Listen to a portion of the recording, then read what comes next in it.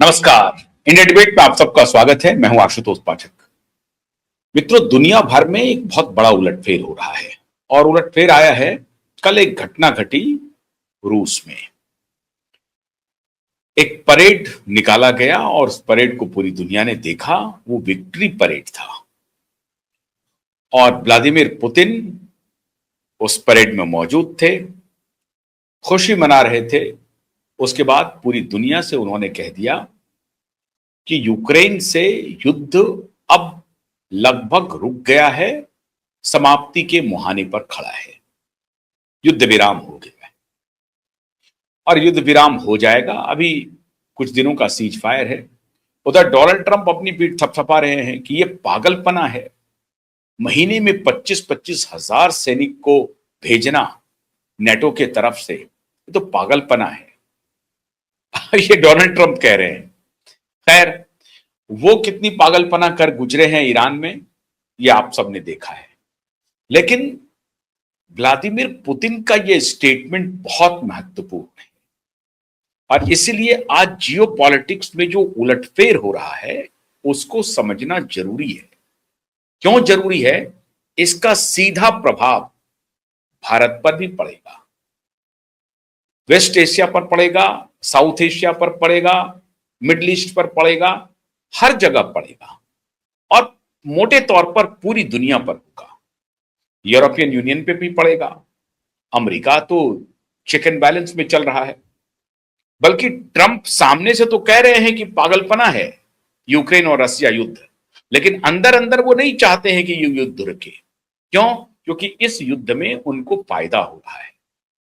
Lockheed Martin जैसी कंपनियां अपना माल बेच रही हैं, नेटो को सप्लाई कर रही है और नेटो जो लड़ रहा है यूक्रेन की तरफ से, तो नेटो में बाकी देश की भूमिका नगण्य है। 65% भूमिका तो अकेले अमेरिका की है। अमेरिका उसे मदद कर रहा है और अमेरिका बार बार धमकी देते रहता है यूक्रेन को कि तुम निगोशिएशन के टेबल पर बैठ जाओ, हम वापस कर लेंगे नहीं तो ट्रुप को, या हम तुमको सैनिक मदद नहीं देंगे। बावजूद इसके 2022 से 2026 हो गया, 4 साल तक युद्ध चलता रहा। कल व्लादिमीर पुतिन ने कहा कि इतनी लड़ाई तो हमने वर्ल्ड वॉर सेकेंड में भी नहीं लड़ी, दूसरे विश्व युद्ध में भी नहीं लड़ा इतने लंबे समय तक, और इतना नुकसान हमें उठाना पड़ रहा है। 41 से 45, 1941 से 1945 तक लगभग युद्ध समाप्त हो गया था। 46 में हालांकि वो घटना घटी थी पर्ल हार्बर की, थोड़े दिनों तक। लेकिन उनका यह कहना था कि हम सस्टेन तरीके से इतना लंबा युद्ध हमने वर्ल्ड वॉर सेकेंड में भी नहीं लड़ा। लेकिन अब ये 4 साल हो गया है, बीत गया है 4 साल। अब मुझे लगता है कि ये हम लोगों को निगोशिएशन के टेबल पर बैठना चाहिए और युद्ध को विराम करना चाहिए। डोनाल्ड ट्रंप सामने से खुशी मना रहे हैं। यूरोपियन यूनियन के नेता कुछ कहते रहते हैं कि नहीं, हमें नेस्तनाबूद करना पड़ेगा रसिया को, अन्यथा रसिया हमारे ऊपर कब्जा कर लेगा, जो गलतफहमी है। पुतिन कह रहे हैं कि 1989 के क्रेमलिन वॉर के ढहने के बाद जर्मनी का जो दीवार था, जो जो जो ग्रेट वॉल कहते हैं, उस वॉल के ढहने के बाद ये नेटो ने कहा था कि भैया हम अपना एक्सपेंशन नहीं करेंगे, लेकिन वो उसके उलट गया और एक्सपेंशन में अब उनकी तैयारी हो रही है यूक्रेन को लेने की। और हमारा यही कहना है कि तुम नेटो के साथ जाओगे तो हम तुम्हें नेस्तनाबूद कर देंगे, क्योंकि तुम धीरे धीरे धीरे धीरे हमारे बिल्कुल करीब आ जाओ। वैसे नेटो काफी करीब है रसिया के, लेकिन इनका, पुतिन का कहना है कि 1989 के बाद जो आपने कहा था, आप उस बात पर अडिग नहीं रहे, आपने खुद ही अपनी बात को नहीं माना और यूक्रेन को अपने में मिलाने के लिए अपनी प्रॉक्सी कोशिश कर रहे हैं और इसलिए मुझे इस युद्ध में जाना पड़ा। खैर, अब यूरोपियन यूनियन वाले कह रहे हैं कि अगर यूरोपियन यूनियन के अभी जो कमेटी के चेयरमैन हैं एंटोनियो कोस्टा, वो कह रहे हैं कि हम लोग निगोशिएशन के टेबल पर बैठ सकते हैं। तो निगोशिएशन के टेबल पर बैठेंगे कैसे? तो पूछा गया व्लादिमीर पुतिन से, तो व्लादिमीर पुतिन ने कहा कि मैं निगोशिएशन के टेबल पर बैठने के लिए तैयार हूं, शर्त मेरी सिर्फ एक है कि जर्मन पूर्व चांसलर गेरहार्ड श्रोडर के साथ ही मैं निगोशिएशन कर सकता हूं, बाकी किसी के साथ नहीं। मैंने अपने किसी प्रोग्राम में आपके साथ ये जिक्र किया है पहले, पता नहीं आपको इसकी जानकारी है या नहीं, मैं दोबारा कर रहा हूं। ये जो जर्मनी, रसिया और इंग्लैंड को देख रहे हैं, ये तीनों तीन अलग अलग चीजें नहीं है, ब्लड लाइन सेम है।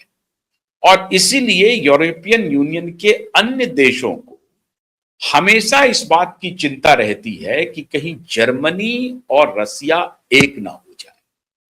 और अगर जर्मनी और रसिया एक हो गया तो यूरोपियन यूनियन तो कमजोर पड़ेगा ही, अमेरिका की भी परेशानी बढ़ेगी और इंग्लैंड की भी परेशानी बढ़ेगी। क्लान हालांकि तीनों एक है, ब्लड लाइन से है, वो ब्रिटिश रानी के ब्लड लाइन से है, तो तीनों एक प्रकार से भाई हैं, लेकिन अब अलग तीनों तीन ध्रुव पर खड़े हैं। लेकिन जर्मनी और रसिया में हिटलर के जमाने से जो वॉर शुरू हुआ, अब वहां से ये विद्रोह चलना शुरू हुआ, लेकिन चूंकि ब्लड लाइन एक है तो दोनों का एक दूसरे के प्रति प्यार उमड़ता रहता है। तो व्लादिमीर पुतिन कह रहे हैं कि अगर पूर्व जर्मन चांसलर गेरहार्ड श्रोडर के साथ हमारी बातचीत होती है तो हम निगोशिएशन करने के लिए तैयार है यूरोपियन यूनियन के साथ। यूरोपियन यूनियन के साथ उनका निगोशिएशन यही है कि तुम अपनी सामरिक शक्ति को और अधिक मत बढ़ाओ और हमें इनक्रोच मत करो। आप यूक्रेन को इनक्रोच करना चाहते हैं, आप यूक्रेन को मत लो, अपने साथ मत मिलाओ।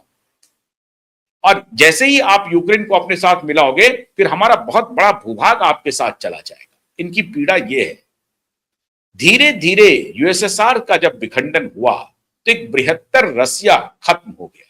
अब रसिया सिमटते सिमटते अब रूस बन के रह गया है, एक छोटा देश, लेकिन अभी भी जो क्षेत्रफल है उनका, वो दुनिया का दूसरा तीसरा सबसे बड़ा क्षेत्रफल, तीसरा सबसे बड़ा क्षेत्रफल वाला देश है, कनाडा अमेरिका के बाद। तो ऐसी परिस्थिति में रसिया अब नहीं चाहता है खुद को स्क्वीज करना, खुद को कमतर करना, वो सिकुड़ना अब नहीं चाहता है। और इसीलिए यूक्रेन को बार बार चेतावनी देता रहा कि भाई आप नेटो के साथ अपनी गलवैयां मत करो, आगे मत बढ़ो, वरना हमें मजबूरन तुम्हारे ऊपर अटैक करना पड़ेगा। 4 साल तक युद्ध चला। अमेरिका कह रहा है कि रूस, यूरोपियन यूनियन और अमेरिका दोनों मिलकर कह रहा है कि रूस की अब हैसियत नहीं है इस युद्ध को सस्टेन करने की, वो चारों तरफ से घिर गया है। बात असल ये नहीं है। बात मित्रों ये है कि रूस बहुत स्ट्रैटेजिक मूव ले रहा है। उनको लग रहा है कि हम यूक्रेन के साथ वॉर को थोड़े दिन तक सीज फायर के आलम में ले जाकर के अपना कुछ भला कर सकते हैं। क्या भला कर सकते हैं? यूरोपियन यूनियन के बहुत सारे देश अभी भी रसिया से तेल खरीद रहे हैं। रसिया से बहुत सारी चीजों के वो मार्केट बने हुए हैं आज भी। यूरोपियन मतलब अमेरिकन सैंक्शन के बाद भी क्या आप रसिया से कोई संबंध नहीं रख सकते हैं, रसिया से कोई कुछ खरीद नहीं सकते हैं, बाद भी चोरी छुपे वो सेल कर रहे हैं। लेकिन उनको लगता है कि स्ट्रेट ऑफ हॉर्मुज पर जो अभी विवाद है और ईरान और सऊदी जो मिडिल ईस्ट में जो तेल के ऊपर बवाल मचा हुआ है, उसको नॉर्मलाइज होने में थोड़ा वक्त लगेगा। और अगर लग भी गया ईरान और यूएस के बीच में कोई बातचीत हो भी गई तो पता नहीं ईरान वसीलेगा टैक्स, रंगदारी टैक्स जिसको आप कहते हैं, गुंडा टैक्स, की इधर से अगर वेसल जाएगा, ऑयल टैंकर जाएगा तो आपको पैसा देना पड़ेगा। तो या तो ईरान वसूलेगा या अमेरिका वसूलेगा। हम वहां जाना नहीं चाहते हैं क्योंकि हमें कोई जरूरत नहीं है ईरान के पास जाने की। जाना किसको पड़ेगा? उनके एक अलाय हैं जो उस खेमे के हैं, चाइना। तो चाइना अपनी अपनी अपनी डफली अपना राग बजाए भाई, हम उसमें क्यों जाएंगे? चाइना को हम भी तेल दे रहे हैं, हमसे भी तेल खरीदना हो तो, और अगर मिडिल ईस्ट से खरीदना है तो वहां से भी खरीदे, वो अपनी ताकत पर खरीदे। लेकिन हम तो देने के लिए तैयार है ही हैं।